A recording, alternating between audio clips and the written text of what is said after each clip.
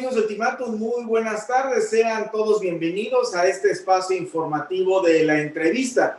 Reciban un saludo cordial de nuestro director general, el licenciado Ahmed Samayoa Arce, y estamos totalmente en vivo en la empresa de comunicación Ultimátum, y del otro lado del estudio, en sana distancia, me acompaña mi colega, mi compañero Javier Guizar. Javier, buenas tardes, qué gusto verte. Tony, buenas tardes, pues con muchas noticias para Chiapas y otras que también están a punto de salir en el tintero, y se me hace interesante hoy estar con un maestro, un doctor en temas de política, y para mí estoy honrado de esta entrevista.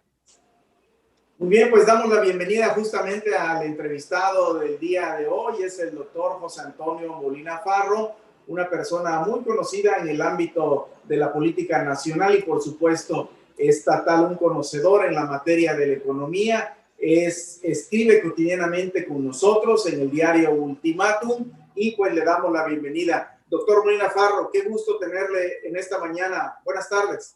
Antonio, muchas gracias. Javier, qué grato, de veras, muchísimas gracias por la oportunidad de poder intercambiar un par de reflexiones con ustedes, y tu amable auditorio, por supuesto. Perfecto, pues entramos de lleno de una vez. Cuéntenos, por favor, doctor, ¿cómo está esta propuesta del exgobernador Roberto Albores sobre el Plan Marshall para Chiapas para reactivar la economía, sobre todo que nos ha dejado bastante descolocado a la pandemia del coronavirus 19 que azota a todo el mundo, y por supuesto Chiapas no es la excepción? Por favor, cuéntenos, doctor. Bueno, recordemos para quizá algunas personas no hayan abrevado suficientemente sobre cómo surgió el Plan Marshall de Reconstrucción Europea.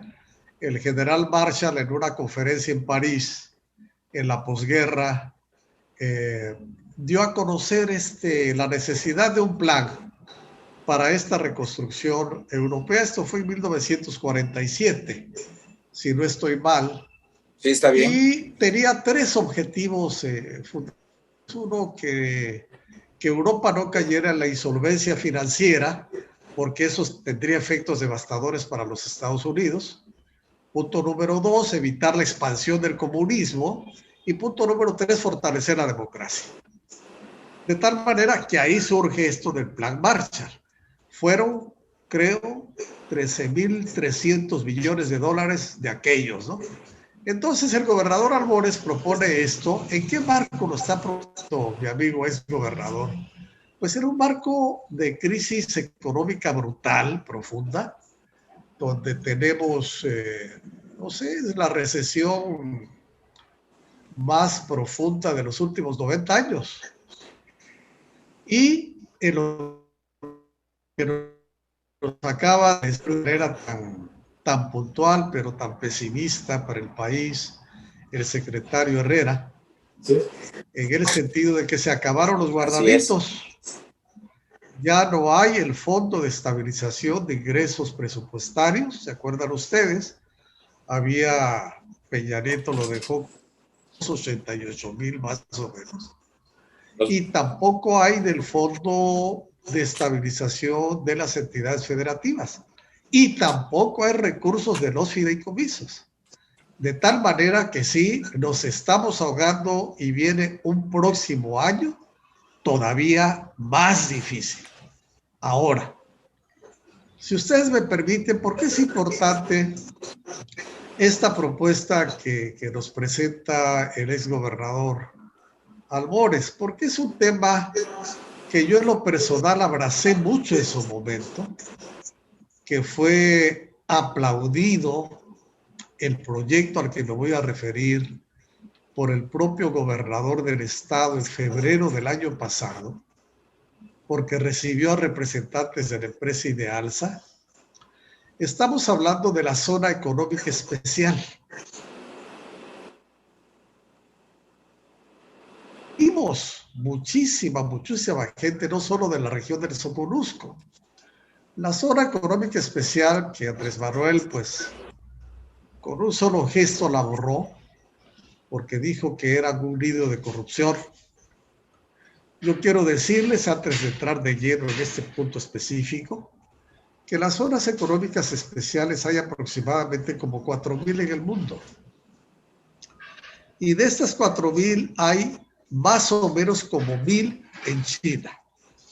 En 40 años China incrementó 150 veces el producto, el PIB per cápita de sus habitantes. Ni más ni menos. Y ahorita están contribuyendo con aproximadamente el 50% del Producto Interno Bruto Nacional. Efectivamente, al principio hubo problemas de excesivas regulaciones, de corrupción, pero terminaron con eso. Eso se resuelve. No porque tú no puedas resolver un medicamento que está mal, cambiarlo, a que tengas tú pues que matar al enfermo. De tal manera que eso significó para China que hoy es un ejemplo paradigmático. En esta zona económica especial había el interés de 6 empresas para invertir 250 millones de dólares y generar 4.200 empleos. Ahí estaba, por ejemplo, además, Idealsa, y nada más esa sola empresa pretendía invertir 70 millones de dólares en un tecnoparque para poner plantas procesadoras de aceite de palma, producción de jugos, producción de yogurt, cosas muy sanas, pues. Pero también una empresa orgullosamente chapaneca que es Procesa. Procesa es la que compró la planta Herdes, compró una planta Herdes chula y también parte de la flota atunera de Herdes, que iba a invertir, si no estoy mal, 15 millones de dólares en aproximadamente 5 años. Pues todo esto se nos fue al caño de la basura. Algo que llama mucho la atención, por supuesto, porque lo que hoy requerimos precisamente son inversiones del sector privado por el llamado austericidio que está en marcha y que todos conocemos. Si quieren, podemos seguir abundando en este punto, que hay un punto que me parece también importante. Grupo Caxo, y ahorita me lo acaba de confirmar un empresario tapachulteco, para poder tener yo esta entrevista ya con los pelos de la burra en la mano. Grupo Caxo tenía pensado invertir alrededor de 5.400 millones de pesos en un corredor industrial y un gasoducto para exportar alrededor de 10 millones de toneladas a Centro y Sudamérica, una especie de hub agrícola. Y se iba además a abrir una nueva ruta naviera que en una primera etapa iría a Ecuador y en una segunda etapa a Tierra de Fuego.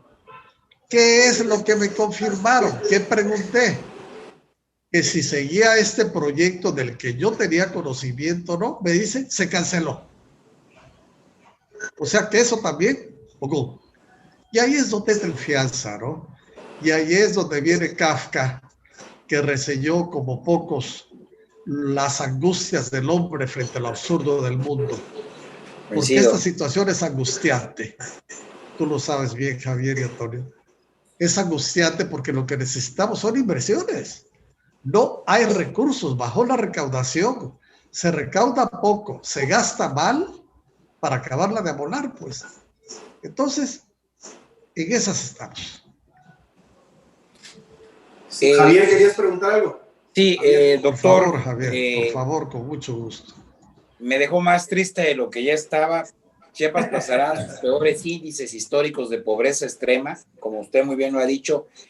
Y recuerdo que el Plan Marshall, Estados Unidos le presta dinero a la comunidad, hoy la comunidad europea, en ese sentido, para reactivar la economía de aproximadamente 1947-48, como usted muy bien lo mencionó, después de la Segunda Guerra Mundial. ¿Qué ¿quién encabezaría en Chiapas ese plan en marcha? ¿El gobierno del estado, el gobierno federal? ¿Quién nos podría prestar dinero para ayudar a reactivar la economía? Estado, iniciativa privada y los que quieran invertir en Chiapas. Yo veo dos cosas, dos respuestas muy concretas a tu pregunta. Por eso inicié con lo que dijo Herrera, el secretario de Hacienda. No hay dinero, ya se acabó. Nos olvidemos del recurso público. Ya no hay lana, pues, ni de los fideicomisos, ni del Fondo de Estabilización de Ingresos Presupuestarios, ni tampoco del Fondo de las Entidades Federativas. Esto ya no hay. Ya. Si salvamos 2020, con 2 millones y pico y medio de empleos formales perdidos, ya lo hicimos, ¿no? Pero no hay recursos. Ahora, tenemos una línea de crédito que se obtuvo en el 2009 por parte del Fondo Monetario Internacional a tasas preferenciales, ¿eh? Estamos pagando alrededor ahorita de 320 y tantos millones de dólares al año por esa línea de crédito. Entonces, a mí en lo personal me parece absurdo que nosotros no tomemos un recurso que ya tenemos o que no recurramos a un endeudamiento por un prejuicio que no tiene razón de ser. El endeudamiento es válido en situaciones extraordinarias. Un endeudamiento, por supuesto, en términos manejables. El problema per se no es el endeudamiento, sino en qué lo utilizas. Si lo vas a aventar única y exclusivamente a tus programas asistenciales o con fines electorales, pues obviamente no sé si respondí, Javier, a tu pregunta. Entonces, prácticamente la iniciativa privada, la poca que hay en Chiapas, está sola, doctor. La iniciativa, pero no solo en Chiapas, me estoy refiriendo en todo el país. Mira, el Acuerdo Nacional de Infraestructura del Sector Privado, no sé si ustedes lo recuerdan, planteaba en noviembre del 2019 una inversión en el país de alrededor de 860,000 millones. ¿Estoy escuchando mucha interferencia? No, bien. 860,000 millones de pesos, de los cuales 42,000 millones vendrían para el sur-sureste. Iban a ser 147 en total y 42 venían para aquí proyectos. 42 proyectos para el sur-sureste. Ahí estaba. PepsiCo. PepsiCo anunció 97,000 millones de pesos para construir una planta en Guanajuato y ampliar las plantas existentes. Grupo Carso anunció 70,000 millones de pesos para telecomunicaciones y energías. El otro grupo, Caxor, del que estamos hablando aquí para Tapachula, para la región del Soconusco, anunció 50,000 millones de pesos también. De todos esos proyectos quedaron volando. ¿Y quedaron volando por qué? Pues por la falta de confianza. Mira, hay dos condiciones, según el maestro Sartori, para que las reformas tengan éxito en un gobierno democrático, para que los proyectos tengan éxito. Dije mal, no las reformas. Un aparato técnico administrativo eficiente y un alto grado de credibilidad ciudadana en las estructuras del gobierno. Y aquí entra aquel famosísimo libro de Fukuyama, ¿se acuerdan ustedes? Trust. Voy a quitarme esto. ¿Sí se escucha ahí? Sí, perfecto. Ahí, perfecto. Sí, perfecto. Porque aquí esto tiene interferencia en mí. Decía que la confianza es el nuevo motor de la historia. La confianza entre los diferentes componentes de una sociedad. Y el capital, pues se deja guiar por condiciones de confianza. El capital busca, el motor del capital es la máxima ganancia, es la obtención. Pero tienes que generar de confianza, de infraestructura, de seguridad física documentada para sus inversiones. Si no hay confianza y por el contrario las señales son contradictorias y van por otro lado, como la cancelación del Naim, que encontramos a estas cosas, la construcción de Santa Lucía, un proyecto pues objetado por muchos, la cancelación de Constellation Brands,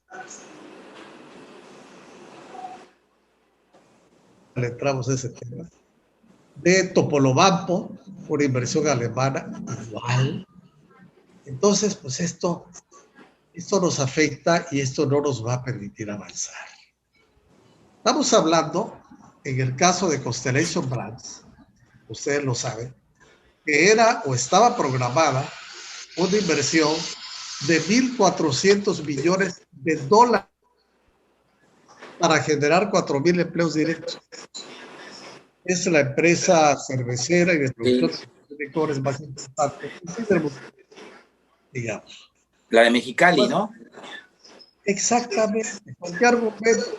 Porque el estrés hídrico iba a afectar la zona y no hay tal, no se iba ni siquiera a afectar ni el 1% del agua que hay ahí. Fíjate nada más. Se iban a generar estos 4.000 empleos e iban a ser 750 durante la operación. Es lo que necesitamos, insisto, como país, empleo. ¿Qué dijo AMLO? No, nos vamos a la construcción. Bueno. Iberdrola, 1.200 millones de dólares para una planta de ciclo combinado.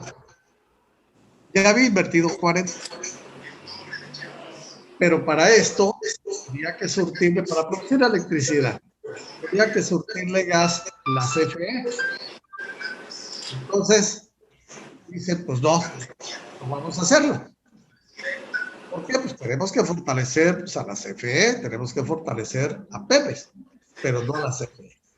Doctor. Para invertir incluso, aquí tengo el dato, 28.000 millones de dólares de aquí al 2021, de 2019 a 2021. Todo eso se cayó. Barbosa en Puebla ya se los quiere llevar. Dicen, bueno, si no, yo me los llevo, ¿no? ¿Te acuerdas que iba a estar en Poza Rica? De ahí lo sacamos. Así es. Y la otra Topolobampo, pero ahorita coméntame, Javier, me ibas a preguntar algo antes de entrar. Doctor, sí me preocupa el escenario político en el que estamos. Por ejemplo, Chiapas, con una serie de rezagos en temas de justicia social que motivan a que la gente salga a manifestarse, tomar carreteras, edificios gubernamentales. Ir a Chiapas si no cumplimos con lo que dice la bandera de Brasil, orden para poder llegar al progreso. Ese es uno de mis problemas, esa es una de mis dudas cuando estamos enfocados en ir al Parque de la Marimba o al Parque Central a llenar una boleta para meter a juicio político a expresidentes de México cuando hay temas que nos surgen como los que usted está mencionando. Evidentemente que son, yo creo, son jugadas de distracción, ¿no? Para desviar la atención hacia los problemas esenciales, torales del país. Mira, Javier, el Estado de Derecho es el fundamento de la vida democrática y es condición para su construcción.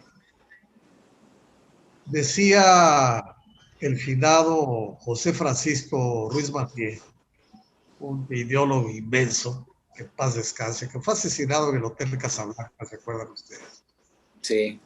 Que el camino no deben de ser las interpretaciones letristas de la ley, pero tampoco supuestas, por ahí hay interferencia, ¿eh? Sí, un poquitito. Ya no sé.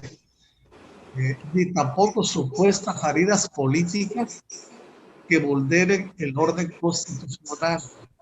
La ley y la política son el camino.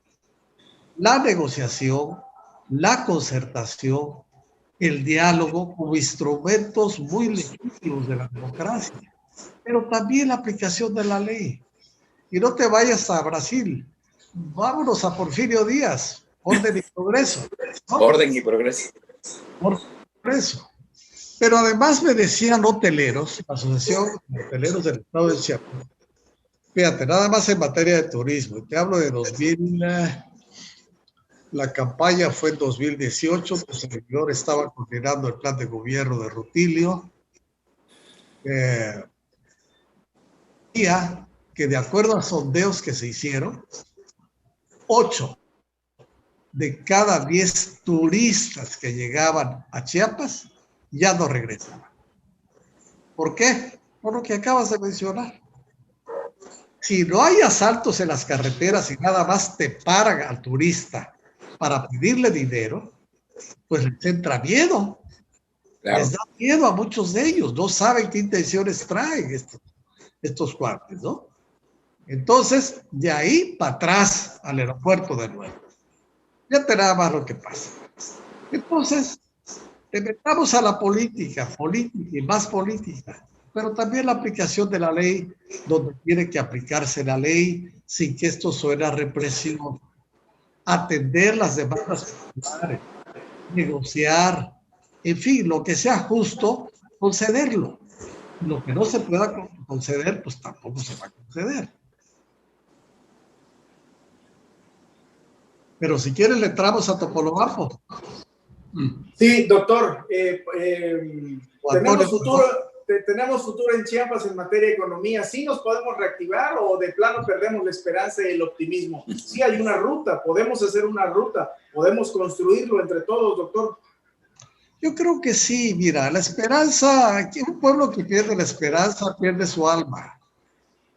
Yo enfaticé mucho en la campaña, incluso hablé en la novela de Saramago, cuando está muriendo la amada, le dice él a ella, no te mueras, mantén la esperanza.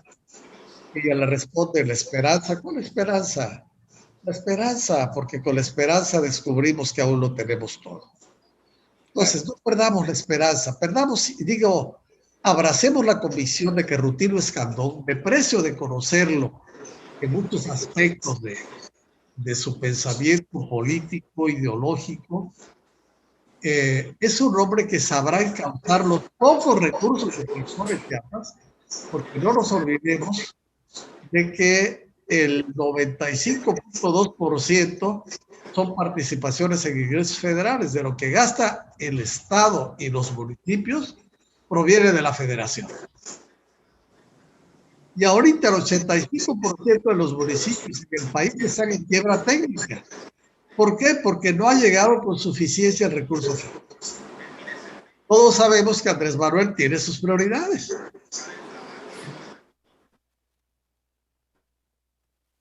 Las tiene, programas emblemáticos, pues, el apoyo a la tercera edad, bienvenidos, no soy uno de ellos, las becas Benito Juárez, Sembrando Vida, Producción para el Bienestar, Jóvenes Construyendo el Futuro, que conceptualmente son muy buenos estos tres últimos, pero que en la operación y en la ejecución están dejando muchísimo que decir, desgraciadamente. Pero volviendo, y para no desviarme del tema, a menos que ustedes quieran que le entremos a esto, con Rutilio Escandón, yo creo que sí tiene proyecto y tiene toda la capacidad para utilizar el poco recurso que se tiene, que además viene etiquetado en gran parte de él. Creo que si no ando mal, ustedes me corrigen, el 33% aproximadamente está etiquetado ya para educación, de los casi 100,000 millones de pesos que tenemos, ¿no? Tenemos como 5,000 millones, creo que van a salud. Nada más en eso, ¿no? En fin.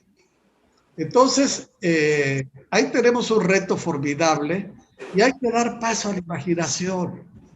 Como yo les decía, la frase esta que me encantó mucho y no dejo de repetirla, de José Ángel Gurriel, la repitió, pero de Jesús Silva Herzog, y él lo reconoció. Jesús Silva Herzog Flores, el papá de Silva Herzog Márquez, dice, no hay nada peor para una nación que no aprovechar las crisis. Así es. Las crisis son oportunidades, pero para esto tenemos que recurrir al despertar de la conciencia. Tenemos que presionar, que denunciar, que solidarizarnos con lo bueno, pero también denunciar lo que está mal hecho. Y sumar filas con el gobernador del estado en sus programas que son, hay muchos programas que tienen un enfoque social indiscutible. Muchas cosas que se están haciendo. Y hay otras cosas en las que tenemos rezagos indiscutiblemente, pero tenemos que proponer y sumar, insisto, a la iniciativa privada. ¿Por qué con base en diálogo, más diálogo? Yo que he propuesto que se cree más que un consejo de reactivación económica, un consejo para la atención de la emergencia económica. Ya no hablemos de reactivación ahorita. Por la profundidad de la caída y cómo vamos, necesitamos mitigar los efectos más perniciosos de la recesión económica. Pero para esto hay que escuchar a todas las voces, a las voces más representativas del Estado, empresarios, sindicatos, obreros, organizaciones campesinas, que digan lo que tienen que decir. Y a partir de ahí, del peloteo de ideas, de dar pábulo, rienda suelta a la imaginación, poder derivar una serie de conclusiones y de proyectos y sumar a la sociedad. No se trata de relevar al gobierno en una tarea de proveer de beneficios a la sociedad, de benefactores a la sociedad. No, simplemente de escuchar y de informar por parte de las instancias de gobierno. Y algo más que me parece muy importante, pero muy importante. Creo yo que los funcionarios, o muchos funcionarios del gobierno del Estado, lo que debieran hacer, no sé si lo están haciendo, ustedes están mejor informados, son tareas, trabajos de gestión. Gestionar es el verbo. Ir con sus pares en el nivel federal y explicarles cuál es la situación de la comunidad más pobre del país y cuál es la importancia de mantener la paz social y la estabilidad política en el Estado, en tanto que contamos con recursos estratégicos para la nación. 34% de la energía hidroeléctrica del país y 9% de la electricidad que se produce, que se consume en el país. Muy bien, doctor, ya vamos, se nos está agotando el tiempo, Javier. Rápido. Una última pregunta. Rápido, Javier, nos vamos, doctor. Retomo lo que dijo. Javier, lo dijo Andrés Manuel de otra manera. Las crisis nos caen como al dedo. También recordé que un verdadero estadista no piensa en las próximas elecciones, sino piensa en las próximas generaciones. Esos son los dos graves problemas que estoy viendo ahorita. Sí, pero te hago una corrección. Él no habló de las crisis. Peor todavía, habló de la pandemia.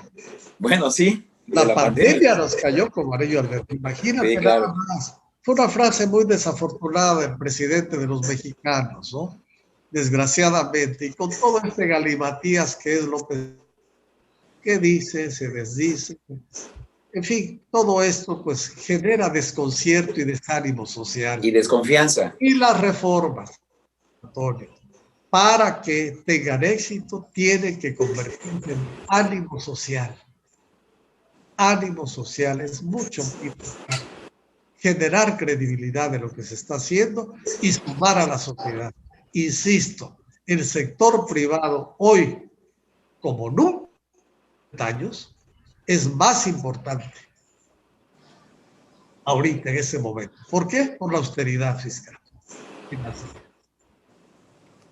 Muy bien, doctor, pues siempre muy orientativo todos sus comentarios, quedamos muy ilustrados y ya no nos quedamos tristes sabiendo que tenemos futuro. Y por favor, en una nueva entrevista, permítanos seguir charlando, platicando y reflexionando sobre la economía global, sobre lo que pasa en México y por supuesto lo que nos interesa a los chiapanecos. De momento le agradecemos este espacio y por favor nos veamos pronto, doctor Molina Farro. Muchísimas gracias. Con muchísimo gusto, Antonio. Cierro con dos frases, si me permites. Ya ustedes dirán qué les conviene. Decía Oscar Wilde que el pesimismo es un optimismo bien informado. Y Norberto Bobbio, por su parte, decía que hoy es un deber cívico el ser pesimista. Así es que, pues, ustedes dirán. Muy bien, muchísimas gracias. Con eso nos quedamos. Muchas gracias. Tan felices. Saludos a Mer, por favor. Muchas gracias a ustedes, de veras, de todo corazón. Pues nos vemos en un momento más. Hasta pronto. Muy buenas tardes. Gracias, doctor. Buenas tardes. Luego nos vemos, Antonio, Javier, qué amables. Hasta pronto. Buenas tardes. Nos vemos.